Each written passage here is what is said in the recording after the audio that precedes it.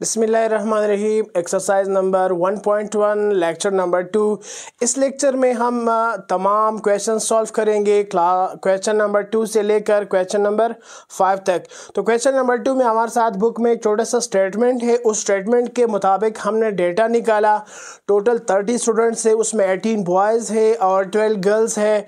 उसमें कुछ बॉयज़ ऐनक लगाते हैं, कुछ नहीं लगाते। इसी तरह कुछ गर्ल्स ऐनक लगाते हैं, कुछ गर्ल्स ऐनक नहीं लगाते। तो हम पहले वो मालूम करेंगे कि कितने गर्ल्स या बॉयज़ ऐनक नहीं लगाते। जो लगाते हैं वो तो हमें यहाँ पर बता चुके हैं कि 7 बॉयज़ ऐनक लगाते हैं और 8 गर्ल्स ऐनक लगाते हैं। तो टोटल 18 बॉयज़ है, उसमें से 7 ऐनक लगाते हैं, रह गए 11। इट मीन्स वेयर ग्लासेस जो स्टूडेंट्स ऐनक लगाते हैं बॉयज़ में से वो हमारे साथ आएगा 7। कितने ऐनक नहीं लगाते हैं वो आ गए 11। इसी तरह गर्ल्स की भी स्टेटमेंट बनाएंगे। गर्ल्स में हमारे साथ टोटल 12 गर्ल्स हैं, उसमें से 8 ग्लासेस लगाते हैं। इट मीन्स 12 टोटल है, इसमें से 8 ऐनक लगाते हैं। तो कितने नहीं लगाते? 12 से 8 माइनस कर देंगे 4।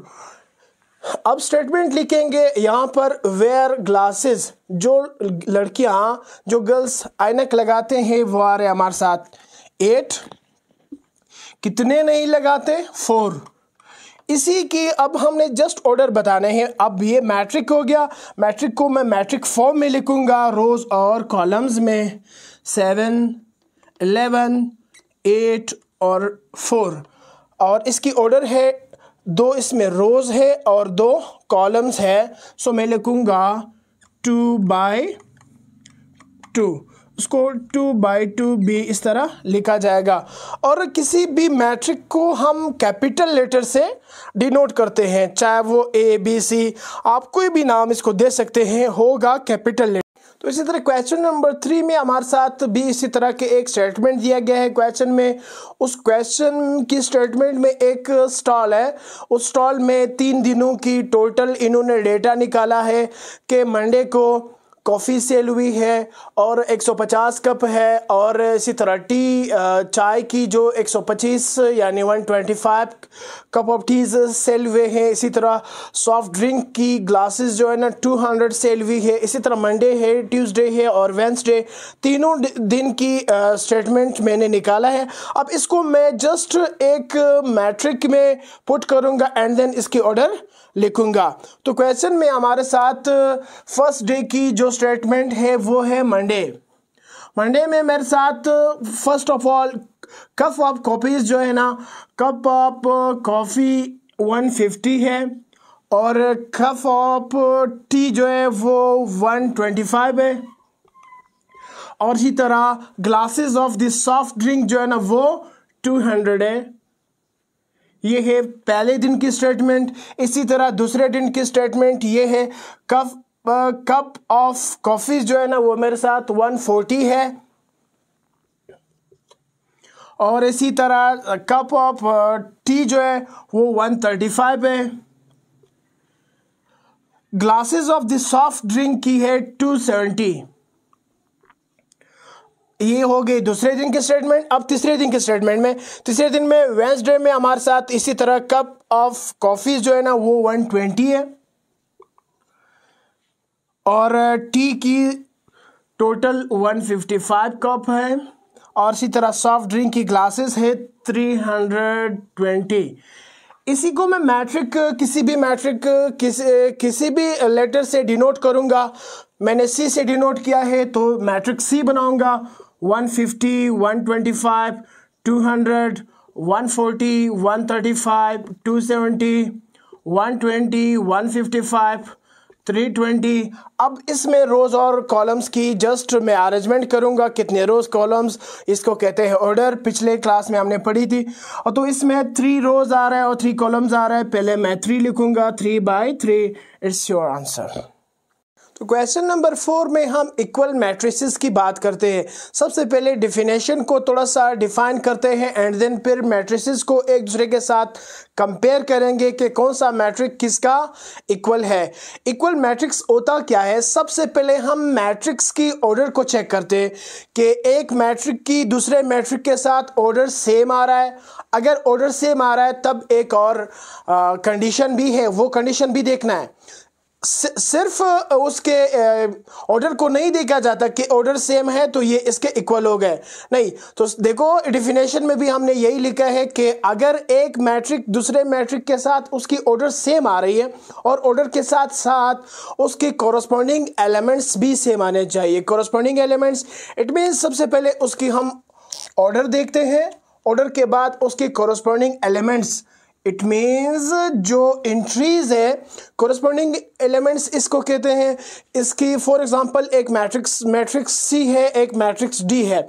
इस मैट्रिक्स के पहली वैल्यू के साथ ये इसकी कोरस्पॉन्डिंग एलिमेंट्स है, यानी इसका पहला उसका पहला वैल्यू, इसका दूसरा उसका दूसरा वैल्यू। तो पहले उसके ऑर्डर्स देखते हैं, ऑर्डर्स के बाद फिर हम इसकी कोरस्पॉन्डिंग एलिमेंट्स देखते हैं और इसको हम डिनोट करते हैं A is equal to the B. For example जो एक मैट्रिक अगर दूसरे मैट्रिक के इक्वल आया तो फिर हम इसके दरमियान में इक्वल का साइन लगाएंगे। इस मिसाल के तौर पर यहाँ पर मेरे पास जो मैट्रिक ए है, इसको मैंने पहले सारे मैट्रिक्स से इसके साथ ऑर्डर चेक करने हैं कि किसके साथ इसकी ऑर्डर सेम आ रही है। अगर ऑर्डर सेम आ रही है तो फिर मैं इसकी कोरस्पॉन्डिंग एलिमेंट्स भी चेक करना है मैंने। तो सबसे पहले इसमें कितने 3 रोज है और एक कॉलम है। मैं थोड़ा सा यहाँ पर हाईलाइट करूँगा, इसमें 3 रोज आ रहा है और एक इसमें कॉलम आ रहा है। मैट्रिक्स बी के साथ इसकी तो बिल्कुल कोई भी ऑर्डर सेम नहीं है। मैट्रिक्स सी के साथ भी नहीं है, मैट्रिक्स डी के साथ भी नहीं है। इसी तरह मैट्रिक्स ई के साथ देखा जाए, इट मीन्स ये मैट्रिक एक स्टेप और भी सॉल्व हो सकता है। 4 + 1 5, 5 - 2 3, 4 एज इट इज। तो देखिए रोज दोनों के सेम आ रहा है, कॉलम्स भी दोनों की सेम आ रहा है। रोज और कॉलम्स तो हो गए सेम। अब इसके हमने कोरस्पॉन्डिंग एलिमेंट्स भी देखना है। कोरस्पॉन्डिंग एलिमेंट्स में पहली वैल्यू 5 है, इसकी भी पहली वैल्यू 5 है, दूसरी वैल्यू 3 है, इसकी भी दूसरी वैल्यू 3 है। वो फ़र्क नहीं पड़ता, 4 + 1 भी 5 के उसमें आ रहा है। 5 - 2 ये भी 3 है और 4 = 4। तो इसके ऑर्डर भी सेम हो गए और ऑर्डर के साथ साथ इसके कोरस्पॉन्डिंग एलिमेंट्स भी सेम आ गए। इट मीन्स ये एक दूसरे के इक्वल मैट्रिक्स है। हम इसको लिख सकते हैं A is equal to the B is equal to the A भी लिख सकते हैं। ये हो गए इसके आंसर। अब मैट्रिक्स बी को देखते हैं। मैट्रिक्स बी में हमारे साथ इसमें 2 रोज आ रहा है और 3 कॉलम्स है। चेक करते हैं, सी के साथ तो बिल्कुल ये इक्वल नहीं है, डी के साथ भी इक्वल नहीं है। इसी तरह हम चेक करें आगे जाके, इसकी भी आगे कोई भी इसके साथ मैट्रिक के साथ इक्वल नहीं आ रहा, तो सी के पास चलते हैं। सी में हमारे साथ 3 रोज आ रहा है और 2 कॉलम्स आ रहा है। मैट्रिक्स सी को हमने डी से कंपेयर किया, बिल्कुल ये इक्वल नहीं आ रहा है क्योंकि इसके ऑर्डर सेम नहीं है।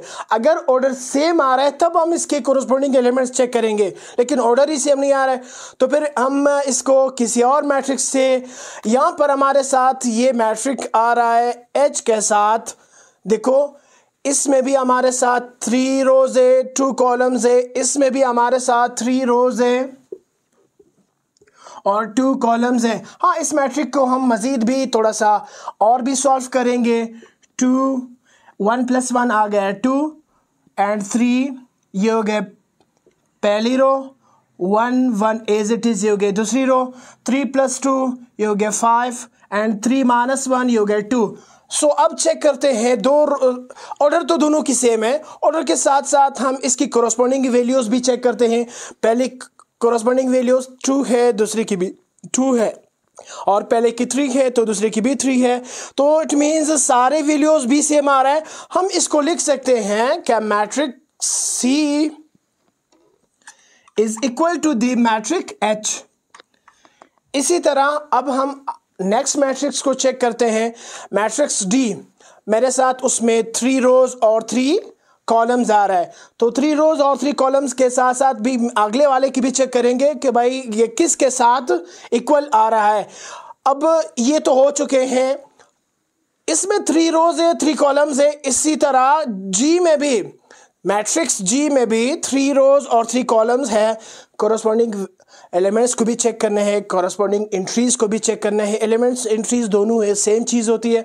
अच्छा 7 आ रहा है यहाँ पर भी 6 + 1 7 आएगा। यहाँ पर 2 है तो यहाँ पर भी 2 है। 9 है, यहाँ पर 10 - 1 है तो ये भी 9 हो सकता है। और दूसरे वैल्यूज तो बिल्कुल सेम आ रहा है, तीसरी रोज की वैल्यूज भी सेम आ रहा है, तो इट मीन्स इसकी ऑर्डर भी सेम है। 3 रोज 3 कॉलम्स, 3 रोज 3 कॉलम्स, और साथ में कोरस्पॉन्डिंग एलिमेंट्स, कोरस्पॉन्डिंग एंट्रीज भी सेम आ रहा है। So D is equal to the, third answer हमारे साथ है matrix D is equal to the matrix G। तो बाकी जो मैट्रिक्स हमारे साथ रह रहे, F की भी कोई इस तरह के मैट्रिक नहीं है। हाँ, F को अगर हम I से कंपेयर करें, इसके ऑर्डर तो बिल्कुल सेम आ रहा है। इसमें ऑर्डर 1 रो 1 कॉलम है, इस मैट्रिक में भी 1 रो और 1 कॉलम है, ऑर्डर सेम आ रहा है, लेकिन कोरस्पॉन्डिंग एलिमेंट सेम नहीं आ रहा है, तो लिहाजा F I का इक्वल मैट्रिक नहीं है और J का भी कोई इक्वल मैट्रिक नहीं है, लेकिन जिसके थे वो हमने लिख लिए। क्वेश्चन नंबर 5 में हमारे साथ find the value of letters unknown values.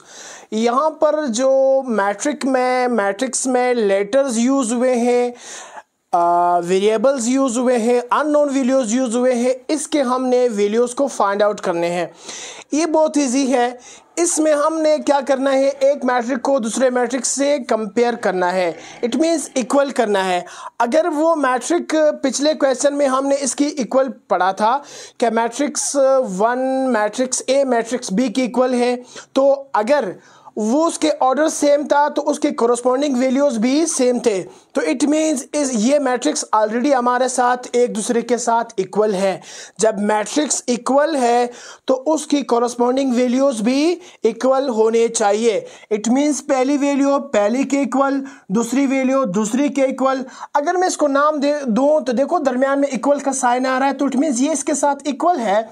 तो मैट्रिक इसमें 6 = 6 है, 2 is equal to the B है। अब हमें B फाइंड आउट करना था, वो है हमारे साथ unknown value, B is equal to the 2 और A is equal to the 3 या 3 is equal to the A। So A भी अननोन वैल्यू है, वो भी फाइंड आउट हो गई, 3 की इक्वल है। C is equal to the 4 या 4 is equal to the C, so C is equal to the 4। यहाँ पर भी third unknown value find out हो गई। इसी तरह क्वेश्चन नंबर इसका पार्ट नंबर 2 में देखें, पहली वैल्यू पहले के साथ हम कंपेयर करेंगे कोरस्पॉन्डिंग एलिमेंट्स में। 2 is equal to the C, तो इट मीन्स C मालूम हो रही है, C is equal to the 2 and A is equal to the -1, A -1 की इक्वल आ रही है, सो इसे मैं लिखूंगा A is equal to the -1 and B is equal to the 4। पहली वैल्यू पहली के इक्वल, दूसरी वैल्यू दूसरी के इक्वल, तीसरी वैल्यू तीसरी के equal, so B is equal to the B हमारे साथ है 4। इसी तरह 8 is equal to the 8, 2 is equal to the 2। अब नेक्स्ट जो वैल्यू हमने फाइंड आउट करनी है वो हमारे साथ D है, so D is equal to the -3। D हमारे साथ है -3, तो यहां पर भी इसके फाइंड आउट हो गए। अब इसको देखते हैं, 6 is equal to the 6, B is equal to the 5, हमने B फाइंड आउट करना था और B is equal to the 5, 4 is equal to the 4। अब नेक्स्ट यहाँ पर A is equal to the 5 आ रहा है या 5 is equal to the A, मैं लिखूंगा A is equal to the 5, B is equal to the 7। It means पहली वैल्यू पहली के इक्वल, दूसरी वैल्यू दूसरी के इक्वल, तीसरी वैल्यू तीसरी के इक्वल, करस्पॉन्डिंग एंट्रीज हम निकाल रहे हैं। So B is equal to the -7, C is equal to the 5 and -4 is equal to the -4, 3 is equal to 3, D is equal to the 2. So D भी find out हो गई 2.